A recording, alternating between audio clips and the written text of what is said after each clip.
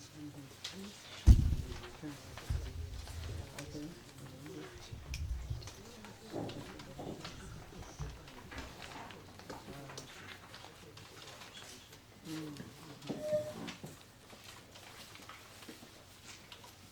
morning.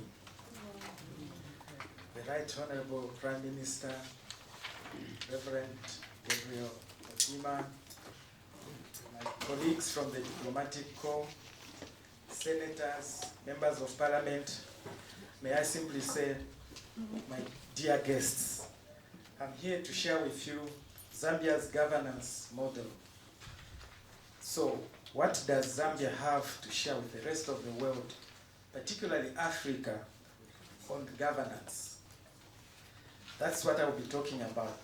In doing so, I'll start first by introducing Zambia.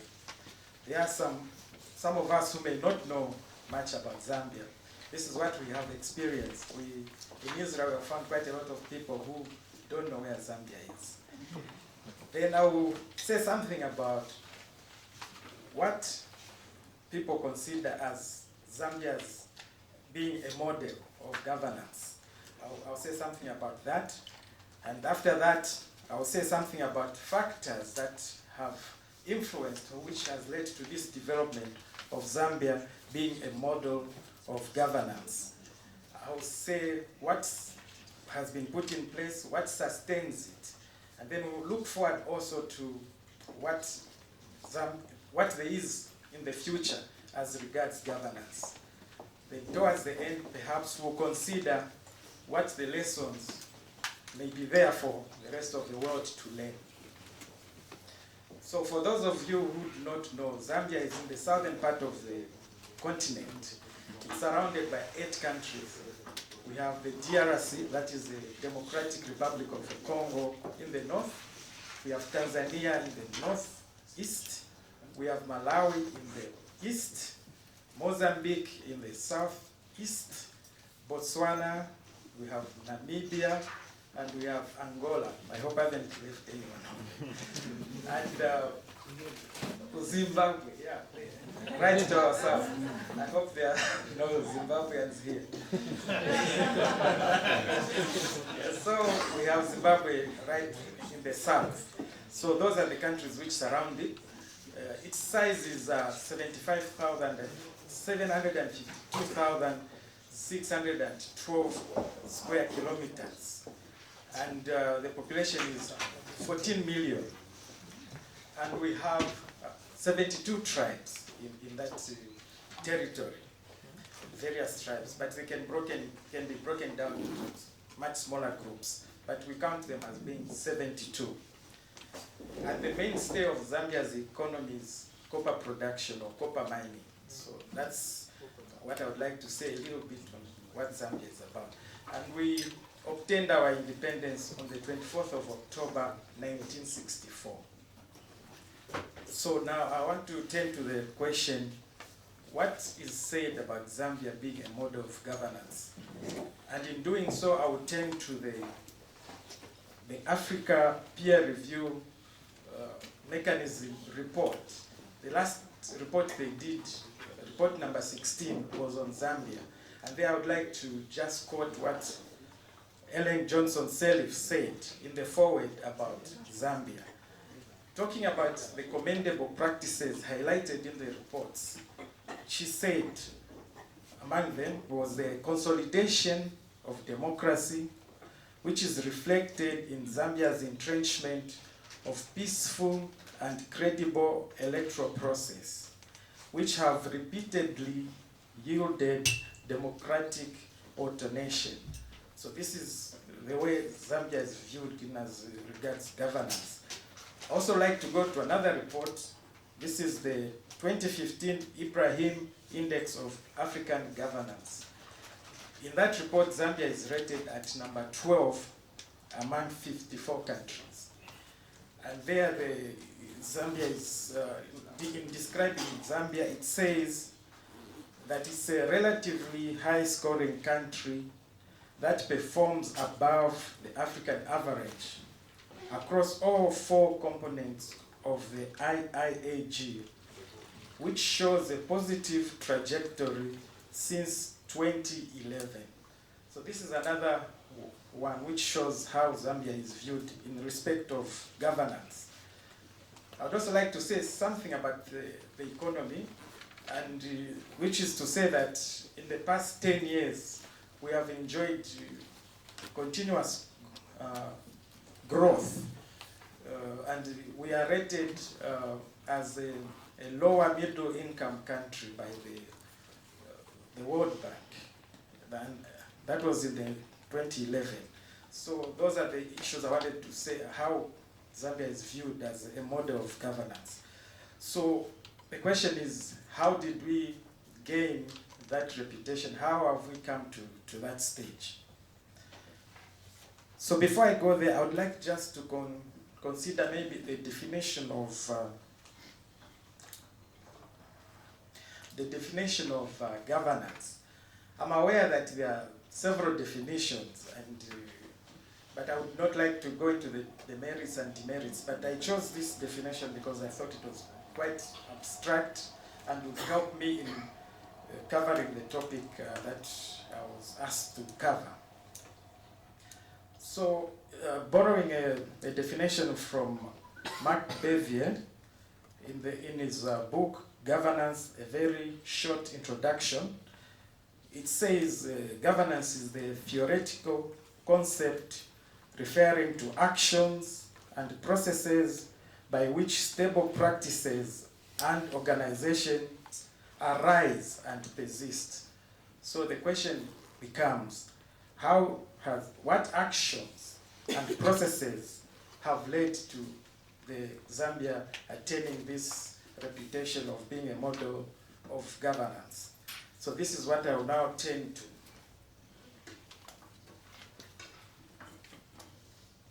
I'll now go to what the factors have been that have influenced Zambia attaining this model. I'll go to the historical factors. Zambia generally obtained its independence in a bloodless manner. And this mainly is attributed to the actions of our founding father, Dr. Kenneth Kaunda. He took the country on the path of non-violence in attaining our independence.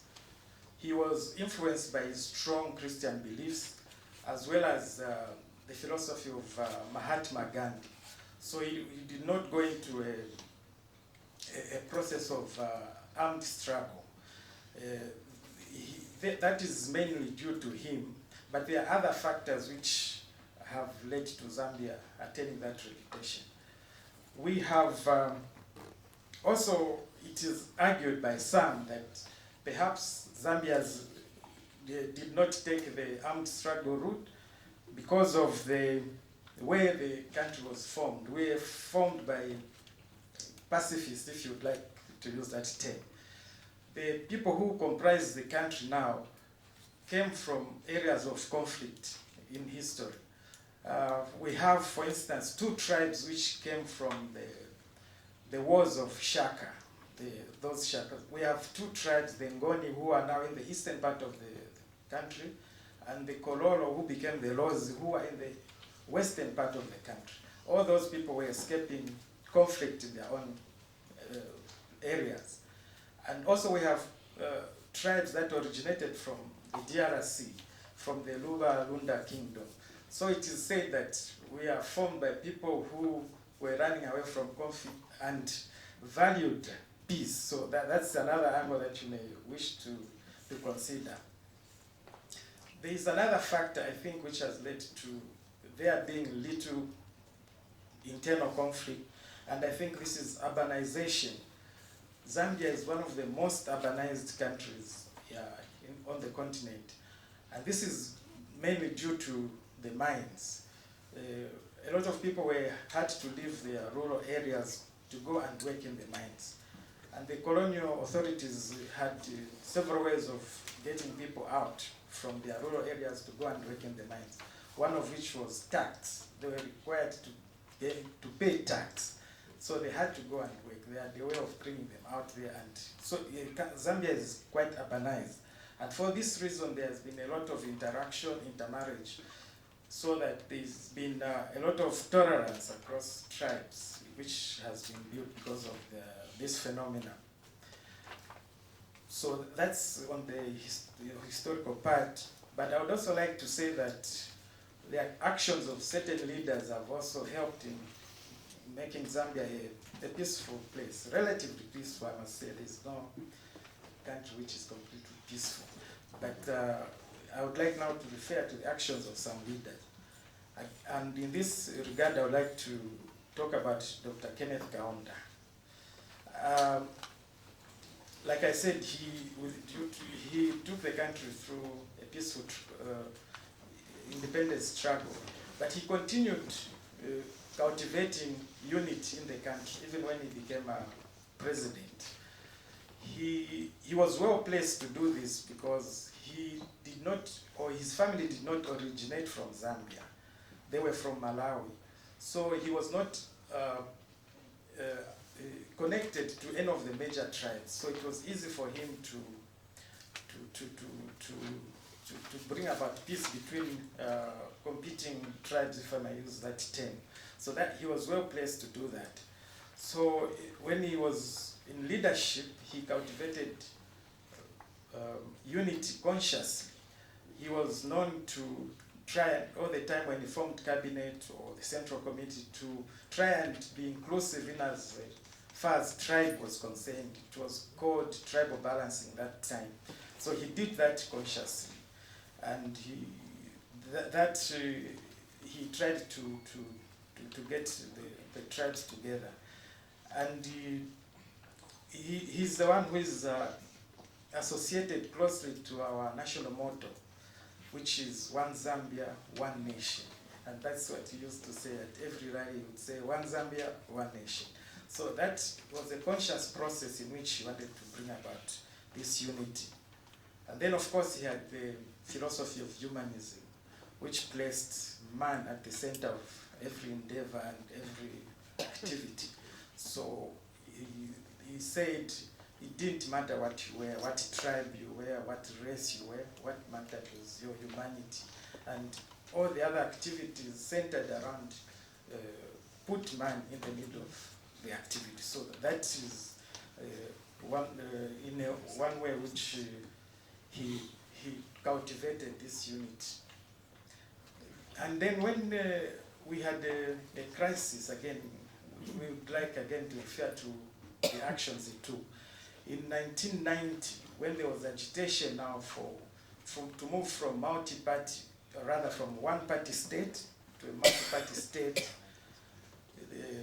President Kaunda then stepped, well, at least he gave up his mandate. He still had 2 years to go, but he gave it up when there was agitation. It was quite a trying time for the country.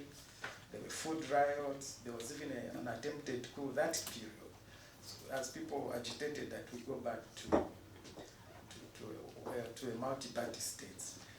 And when he stood for the elections, which arose out of that in 1991, when he lost, he gave up power, which was quite commendable then, because he had been then in office for 27 years. He could have perhaps resisted or tried to do something, but he gave it up. We saw this later with other Zambian leaders, one of who is President Rupia Banda in 1911. Oh, sorry, 2011. I'm going too far back. In 2011, he also conceded defeat after the election, which brought in the late President Sata. This again was quite commendable because the party he led had been in power for 20 years, but he again gave up power, or at least handed over from an election. He handed over to the new government without much problem. We have seen this conduct even from the opposition. President Sata himself in 2008, when he was in opposition and he lost to President Banda, there was again almost a breakdown in law. People were trying to riot and all this, but he appealed to his people to calm down, and we went through that process. We saw it even in 2011 again. This time it was again from the opposition. There was a threat against national unity. The opposition leader who lost, Hakainde Hichilema, then again appealed to his supporters to calm down, and he chose not to contest the results. Again, we went through that period more or less peacefully. So these have been the actions that have helped in making Zambia stay peaceful. But I would also like to mention the role of the church. They have played a crucial role at critical times. In 1990, the period I mentioned when we were moving from the one-party state into a multi-party state, it was the church which brought the two warring parties, if I may call them that, together. We had the UNIP, which was led by Dr. Kaunda, and then we had the Movement for Multi-Party Democracy, which was more or less a mass movement, which had advocated for a return to multipartyism. So the church brought the two parties together and persuaded them to go about this transition peacefully. So that is the role they played, and they continue to play this role. Even now, we are going into an election on 11th of August, and some parties and other people are appealing to the church, and the church is appealing to the politicians to control their members. You know, there's tension sometimes, and some people want to resort to violence. Again, the church is playing that moderating role. So the church has also played a crucial role in getting Zambia to attain this reputation it has gained. So now, this is what I've said so far is actions of men, but we cannot rely on actions of men. We cannot rely on their goodwill. We must have institutions in place to deliver governance, and this is the position in Zambia as well. There are institutional arrangements, obviously, and obviously as vehicles for governance. And the main one, of course, is the Constitution. The Constitution, being the supreme law of the country, is the main vehicle in which governance is delivered. We just have had a new Constitution in place. It was assented to on the 5th of January this year. And in there you will see governance mentioned several times, at least 3 times. There is a commitment to uphold democracy and governance. There is a declaration that Zambia is a sovereign republic under constitutional form of governance. The governance also appears as one of the values and the principles enshrined in the Constitution. So these are the institutional arrangements which embody governance. Of course, the Constitution spells out the roles that different bodies play and the processes like elections and so on, which I won't go into because I think that is it's common to all countries in terms of constitutionalism and so on. But what I would like also to mention is that there are also conflict resolution mechanisms in place, particularly during elections, which come into play to try and bring about peace. Then we cannot forget the role of the civil society. They play a leading role in ensuring that governance is upheld and that people don't forget about this value. So the civil society has played also a very crucial role. So that's how Zambia has come to attain the reputation that it has attained. At this point, I'd like to emphasize that governance is work in progress. I don't think that you can take one act and then say that your work is done, you have attained governance. It's work in progress, it has to be worked at. Because, for instance, you may have institutions, but they may not perform as well as you like them. And then, of course, there are other challenges we come up. And so, governance is a work in process, and it has to respond to even is, new situations which arise. Even this constitution which we have had is not complete. So there are still issues to be dealt with. The Bill of Rights is one of them. Then it could not be dealt with this time because it requires holding a referendum. So that is work in progress, I would say. The other issues of broadening participation in terms of women, youth, and other minorities, that is still not in place. So it's something that is continuing. We have other challenges in the nation, like on the western part of our country, we have the Western Province, who have been agitating for secession. So that's another area that, of course, needs to be attended to. So what my emphasis here is that this is work in progress. It cannot be said that we have arrived. We are still working at it. So, to almost concluding, the question is, what can Zambia share with the rest of the world in the realm of governance? I think just to restate that one of them is an example of peaceful transition, which I've highlighted above. And then also the exercise of magnanimity by leaders at crucial times has been something commendable. And we cannot take it for granted because we have seen in countries around us and elsewhere that there are leaders who have not wanted to leave, and we need to inculcate this value into the rest of the continent by whatever means we may be able to do it. And we have also seen that governance is a work in progress, and we need to continuously work on this for it to be sustained.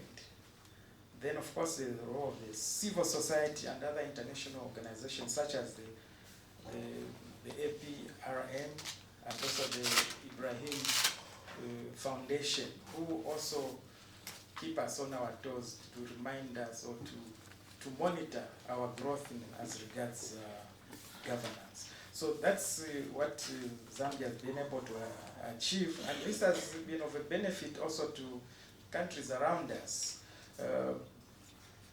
Zambia has been a haven of peace for our neighbors during their liberation struggle. They sought refuge there. We almost, all the people around us sought refuge in Zambia. Others have come during times of conflicts in their own country. And this includes even countries away from the Southern African region, even as far as East Africa. We have had refugees from East Africa as well. So it has, I can see Mr. Obote nodding. He will tell you that he was in Zambia. So that's the reputation that we have gained. Thank you very much.